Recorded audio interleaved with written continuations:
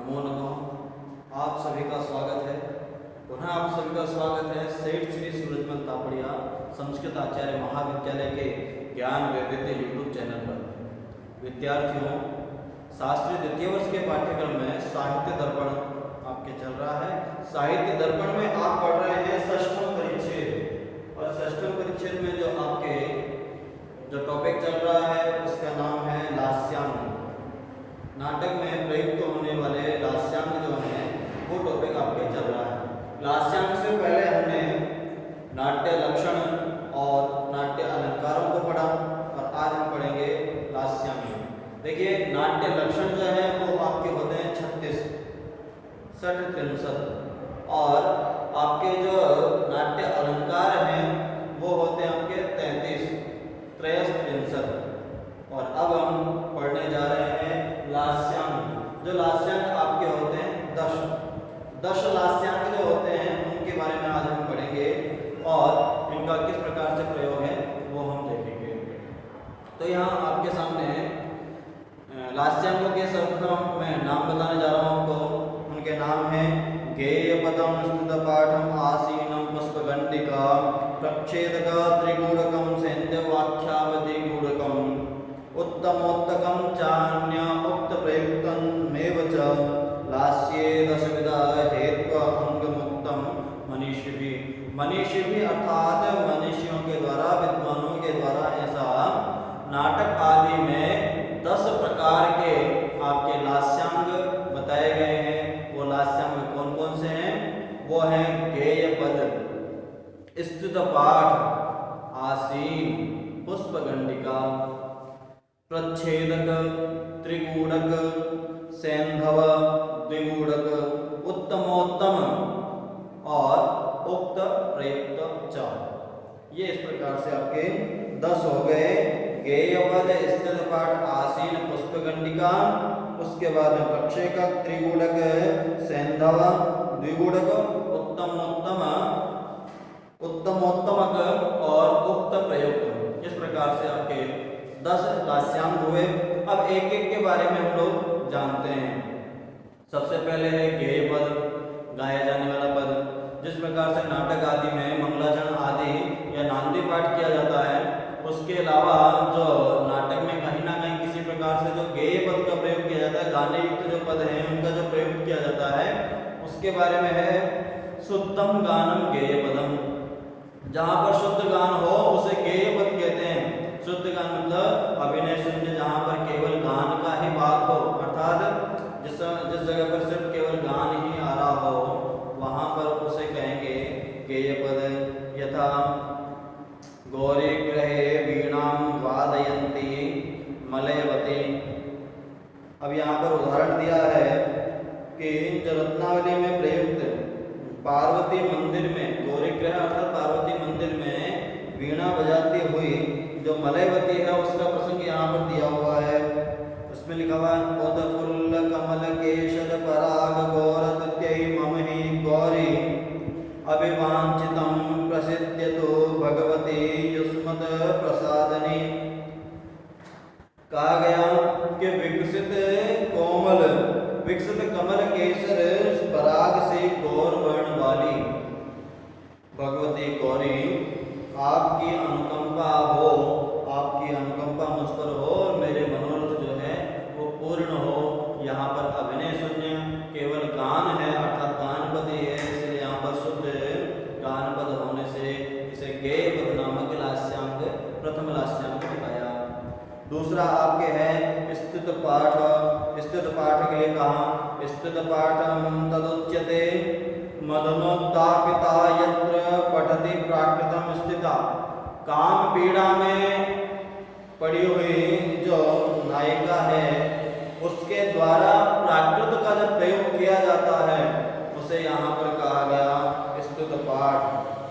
स्तुत पाठ जो है ऐसा लास्यांग है जो किसी काम पीड़िता का भावावेश में, काम पीड़ित होने के कारण उसके जो भाव विभोर हो गई, उस भावावेश में आकर के जो प्राकृत सूक्ति पाठ जो करती है उसे यहाँ पर कहा स्तुत पाठ। इसके बाद में तीसरा आपके है आसीन।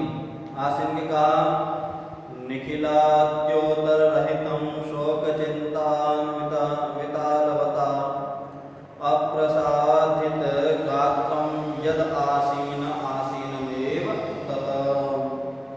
आसीन शोकाकुल और चिंता में व्याप्त होने के द्वारा या चिंता से युक्त जो अबला है वो नारी अपने शरीर की सुंदरता को छोड़ करके बिना वीणा आदि वाद्य यंत्रों के ही वो जब गान करने लग जाए, गाने लग जाए, शोकाकुल शोक में आतुर होकर के चिंता से युक्त होकर के अपनी सुंदरता को त्याग करके अपनी सुंदरता को और शरीर की जो सुंदरता उसको और ना बढ़ा करके जैसे है वैसे ही तरीके से किसी प्रकार के वाद्य यंत्रों का प्रयोग ना करके जो गान करती है उस गान को यहाँ पर बताया गया है आसीन। अगला है आपके पुष्पगंडिका। तो उसके लिए कहा आतोद्य मिश्रितम गेयम छंदांसि विविधानि च स्त्री पुंसयोर विपर्योच्चिष्टितम पुष्पगंडिका। विविध छंदों में आद्योत के साथ गान करना। विभिन्न प्रकार के जो छंद हैं उनमें आद्योत के साथ गान करना, और वो भी कैसे, स्त्री पुरुष के वेश में और पुरुष स्त्री के वेश में आकर के जब गान करेगा तो उसे पुष्पगंडिका के रूप में जाना जाता है। मंच पर विभिन्न छंदों का प्रयोग किया जा रहा है, विभिन्न छंदों का गान किया जा रहा है, और उसमें पुरुष जो है वो स्त्री के वेशभूषा में आ गया और स्त्री जो है पुरुष के वेशभूषा में आ गई। तो उससे ऐसी स्थिति को जो कहेंगे कि कौन सा लास्यांग, पुष्पगंडिका लास्यांग। इसके बाद में आपका पंचमा प्रच्छेदक। प्रच्छेदक का वर्णन कर रहे हैं ये अन्यासक्तम पतिं मत्वा प्रेम विच्छेद अन्मुना वीणा पुरःसरं गानं स्त्रिया प्रच्छेदको मतः। जिसे किसी सुंदरी का अपने पति को किसी अन्य सुंदरी के प्रति अनुरक्त होने पर प्रेम भंग के कारण जो वीणा वादन पूर्वक गान जो है उसे यहाँ पर कहा प्रच्छेदक। किसी सुंदरी का अपने पति का किसी दूसरी सुंदरी के साथ प्रेम अनुकरण जो दिख रहा है, प्रेम आलाप जो दिख रहा है, प्रेम में अनुरक्त जो दिख रहा है, और उसके प्रेम भंग के कारण जो वीणा वादन जो बजाया जा रहा है उस जगह का उस समय को वैसा कहा प्रच्छेदक। अन्यासक्तम पतिं मत्वा, पति किसी और में अन्य में आसक्त हो गया, प्रेम विच्छेद अन्मुना, और प्रेम विच्छेद का अन्मुना से प्रेम विच्छेद हो गया ऐसा मान करके वीणा पुरस्सरम गानम, वीणा को बजाते हुए जो स्त्री है उसे यहाँ पर कहा गया प्रच्छेदक के रूप में। आगे है षष्ठ लास्यांग त्रिगूढ़क। त्रिगूढ़क का वर्णन किया स्त्री वेशधारिणां पुंसां नाट्यं संलक्ष्य त्रिगूढ़कम्। स्त्री वेशधारिणं पुंसां, स्त्री के वेश में पुरुष, नाट्यम संलक्षणम त्रिगूढ़कम्, पुरुष जो है वो स्त्री के वेश में आकर के अभिनय आदि करे या लोगों का मनोरंजित करे, लोगों का मनोरंजन करे, नट आदि के मनोहर अभिनय किया करे। स्त्री वेशधारी पुरुष आकर के जो मनोरंजन कार्य करे, अभिनेता या दर्शकों का जो मनोरंजन करे उसे यहाँ पर कहा गया है त्रिगूढ़कम। जैसे कि मालती माधव है भवभूति की रचना, और उसमें प्रकरण आया है वहां पर कि मालती के वेश में मकरंद जो है वो जाकर के मालती के पलंग पर सो गया, और वहां पर आने वाली है, अब उसको पता है कि वहां पर मदयंतिका आने वाली है। मदयंतिका को ऐसा बताया गया कि मालती की तबीयत खराब है, और उस मालती के स्थान पर सो गया मकरंद। और जैसा ही मदयंतिका आई उनसे मालती से मिलने के लिए, तो आकर के उनका हाथ स्पर्श करके उनसे तबीयत के बारे में पूछा, तो मकरंद ने हाथ पकड़ लिया, हाथ पकड़ करके और प्रेमालाप अपना करने लग गए। तो जो मालती के वेश में मकरंद जब आया, आकर के वहां पर शयन किया, तो उस रूप को यहाँ पर क्या कहा? त्रिगुड़क। फिर आगे कहा आपका सैंधव। सैंधव नाम कहा कश्चन भ्रष्ट संकेतः सुव्यक्तकरणान्वितः प्राकृतं वचनं वक्ति यत्र तद सैंधवं मतम्। कश्चन भ्रष्ट संकेत, वीणावादादि रसाभिव्यंजन समर्थ में वीणावादादि पूर्वक किसी भ्रष्ट संकेत अर्थात रसोचित ध्वनि विकार को भूले हुए अभिनेता का प्राकृत प्राय शक्तियों का प्रयोग करना। रसाभिव्यंजन में जो समर्थ है, वीणा आदि बजाना जो पूर्वक उसका कार्य है, किसी भ्रष्ट संकेत के द्वारा या रसोचित ध्वनि विकार के द्वारा, रस में जो उचित ध्वनि उसके विकार हो जाने के कारण जो अभिनेता भूल जाने के कारण संस्कृत की जगह प्राकृत का जब शुद्धि पाठ करने लगे तो उसे यहाँ पर कहेंगे सैंधव। इसके बाद में अष्टम है आपका द्विगुणक। द्विगुणक के लिए कहा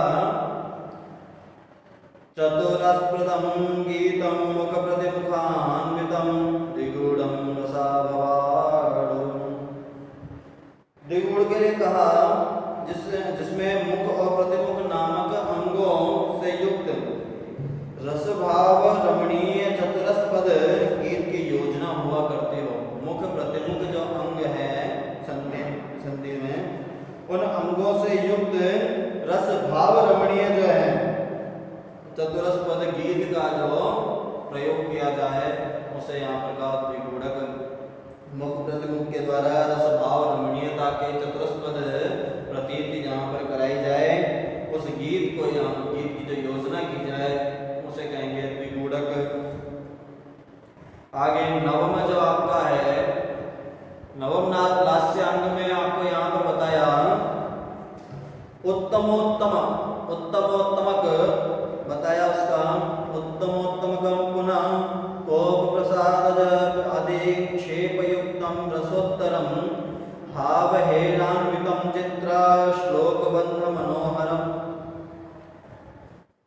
जिसे कोप अर्थात क्रोध के प्रसाद संभूत आक्षेप पूर्ण उत्तरोत्तर रस मनोहर गायन कहा जाना। मान लीजिए नायिका क्रोध में है तो नायक के द्वारा किसी प्रकार से उसके क्रोध को शांत करने के लिए और उसे वापस उत्तरोत्तर रस मनोहर गान करके उसे आनंदित करने का जो प्रकरण है या उसका जो प्रयोग है उसे यहाँ पर कहेंगे उत्तमोत्तमक।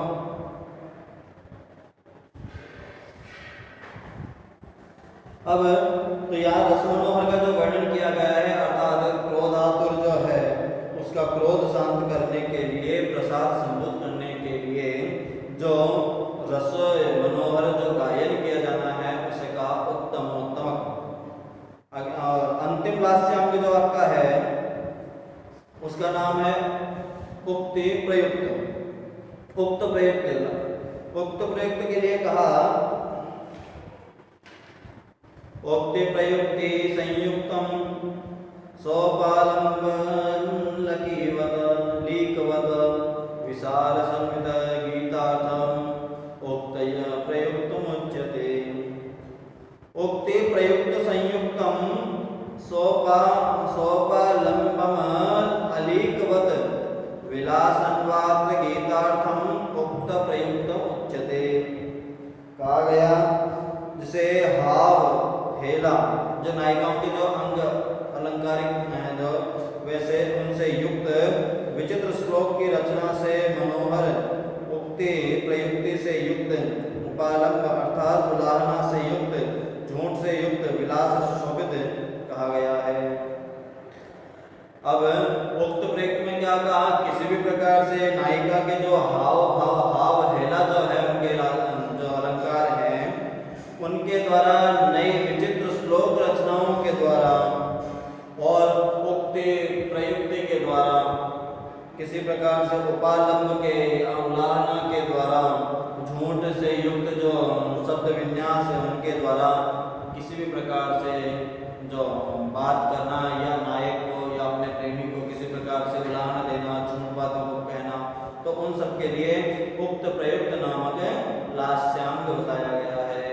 नायिका के द्वारा या किसी प्रकार से अपने प्रेमी को उलाहना के लिए या किसी प्रकार से अपनी जो सुंदर मनोहर रचना है उसका सुनाने के लिए प्रयोग में जो आता है उसे कहते हैं उक्त प्रयुक्त लास्यांग। तो ये तो हमारे थे पूर्व निर्दिष्ट जो लास्यांग है उनके बारे में बताया कि 10 प्रकार के लास्यांग हैं। अब आगे कहा एतदेव यथा सर्वे पताका स्थानकयुगम अंकश्च दशविर्धीरा महानाटकम अचुरे। अब कहा महानाटक क्या है, तो उसके लिए कहा वह नाटक महानाटक कहा जाता है जिसमें चतुर्विध पताका स्थानक की योजना रहती हो। एतदेव यदा सर्वे पताका स्थानकैर्युक्तम, जहां पर 4 चतुर्विध पताका स्थान की योजना हो और जिसका वस्तु चरित्र चित्रण 10 अंकों में किया जाए उसे क्या कहेंगे, उसे कहेंगे महानाटक।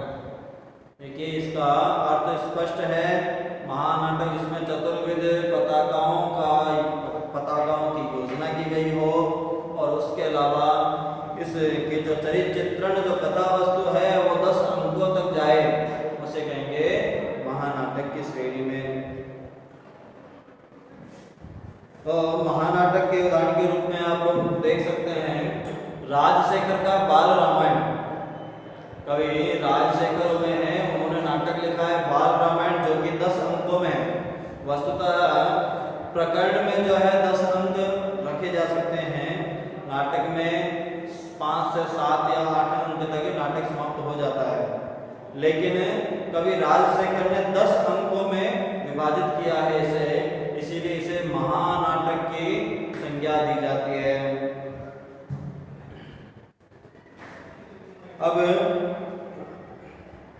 मान लीजिए अब आगे ये तो हुआ आपका नाटक के बारे में हुआ, नाटक के अंदर प्रयुक्त होने वाले संधि, नाटक में प्रयुक्त होने वाले अर्थ प्रकृतियां, नाटक में प्रयुक्त होने वाली पताका, नाटक में प्रयुक्त होने वाले लास्यांग, अलंकार, लक्षण आदि सबके बारे में विस्तृत रूप से इन्होंने बता दिया।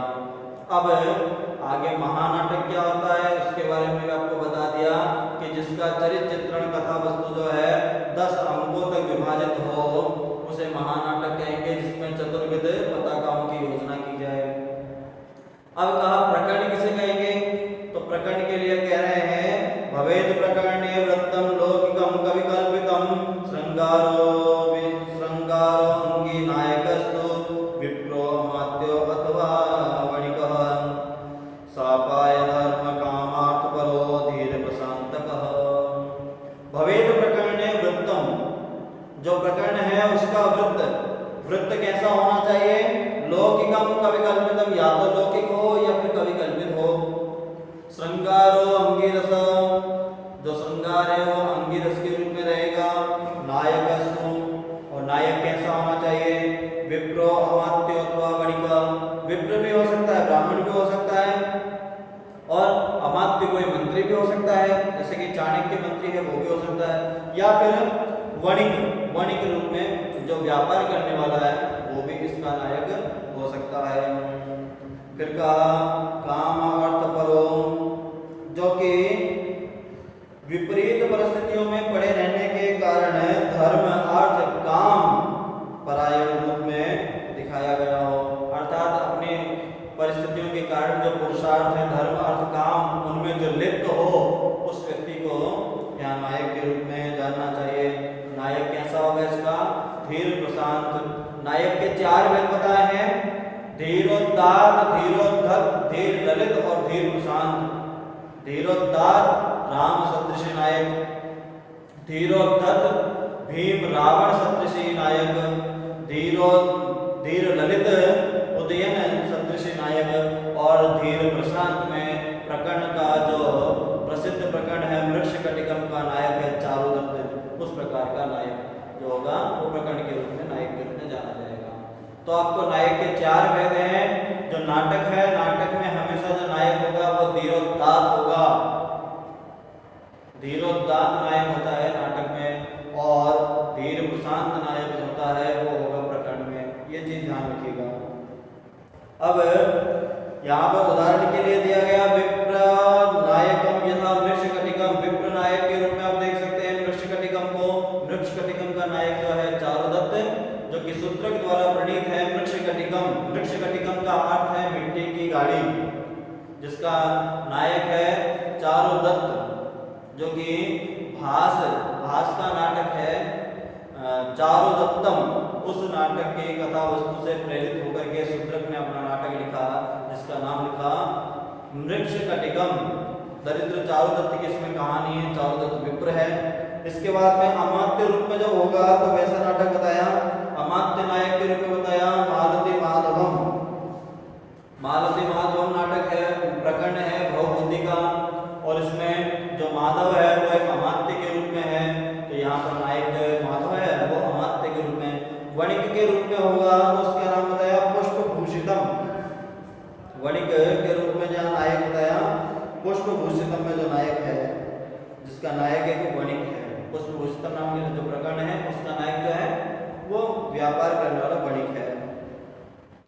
अब नायक के लिए बता दिया कि नायक किस प्रकार का होना चाहिए। अब प्रकरण में नायिका किस प्रकार की होनी चाहिए उसके बारे में भी बता रहे हैं। नायिका कुलजा क्वापि वैश्या क्वापि द्वयं क्वचित् तेन भेदत्रयस्तस्य तत्र तृतीयकः। नायिका यहाँ पर दो प्रकार की बताई।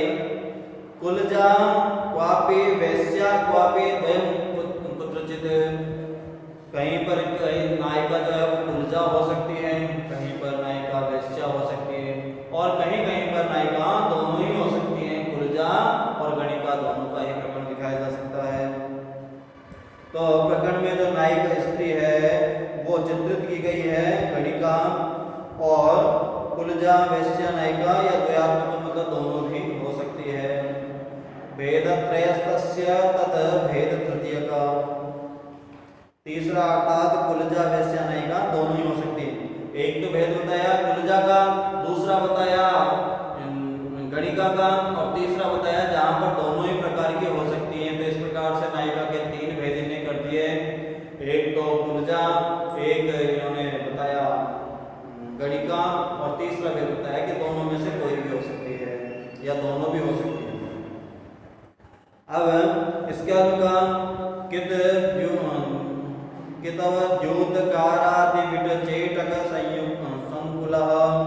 और इसके साथ जो प्रकरण है उसमें द्युतकर होना चाहिए, विट होना चाहिए।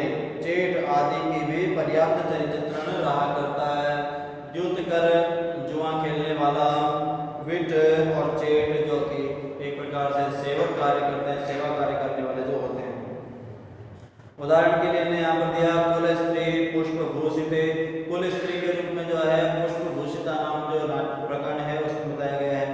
वैश्या तो रंगवृत्ते, और गणिका के विषय में जो बताया गया है वो रंगवृत्त अर्थात सभी प्रकार के जो